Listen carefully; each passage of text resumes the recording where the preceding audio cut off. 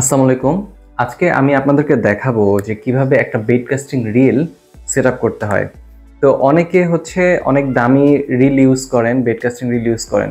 কিন্তু আপনি যদি সিম্পল কিছু বিষয় আছে বেড কাস্টিং এর, এই জিনিসগুলো যদি আপনি না বুঝেন, তাহলে আপনি যত দামি রিল ইউজ করেন না কেন, আপনার কিন্তু ব্যাকল্যাশ হবেই।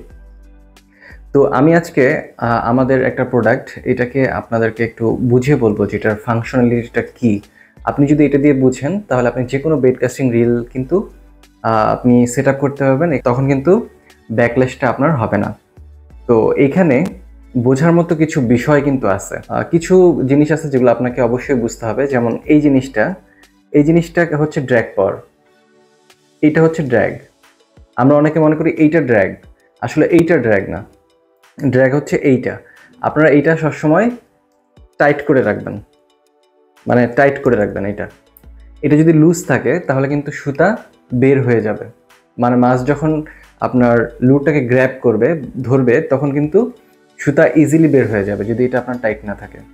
মূলত এইটাই হচ্ছে আপনার ড্র্যাগ পাওয়ার। হ্যাঁ, এইটা। আচ্ছা, এইটার কাজ গেল। এখন আসেন সবচেয়ে গুরুত্বপূর্ণ যে বিষয়টা, সেটা হচ্ছে আপনার এই আপনার হাতলের সাথে যে ইয়েটা থাকে, স্পুন টেনশনার, এইটা এবং হচ্ছে আপনার ম্যাগনেটিক যে ব্রেকটা আছে, এই দুইটার কম্বিনেশন যে যত ভালো বুঝতে পারবেন তার কিন্তু ব্যাকল্যাশ তত হবে না। ঠিক আছে?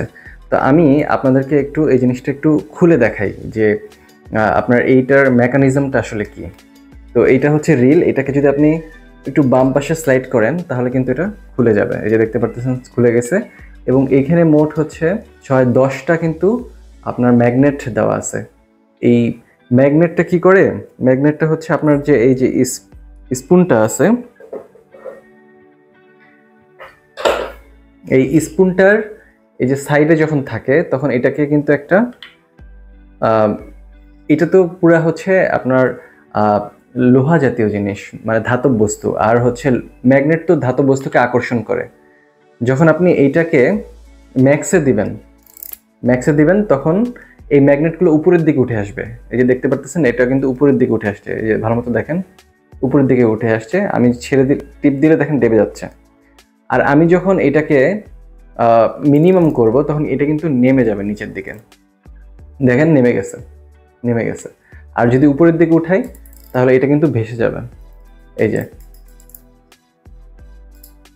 এই যে ম্যাক্সে আছে, এই যে এই ইয়াটা ম্যাক্সের দিকে আছে, আর এটা কিন্তু ভাসছে। এই যে দেখেন, টিপ দিলে ডেবে যাচ্ছে। তো আমাদেরকে হচ্ছে এই ম্যাগনেটের যে ব্রেকিং যে ইয়াটা, এইটা এবং হচ্ছে স্পুন টেনশনার, এই দুইটার যদি আপনি ভালো মতো সেট আপ করতে পারেন তাহলে কিন্তু আপনার ব্যাকল্যাশ আর হচ্ছে না।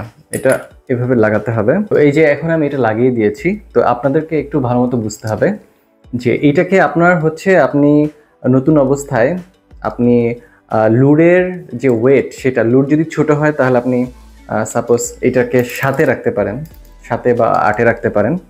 এবং এটাকে এমনভাবে টাইট করবেন, এটার বিষয়টা আপনাদেরকে বুঝিয়ে বলতেছি। যখন আপনি এটা টিপ দিচ্ছেন, মানে স্পুনটাকে রিলিজ করতেছেন, তখন এটা এখন কিন্তু সুতা বের হবে।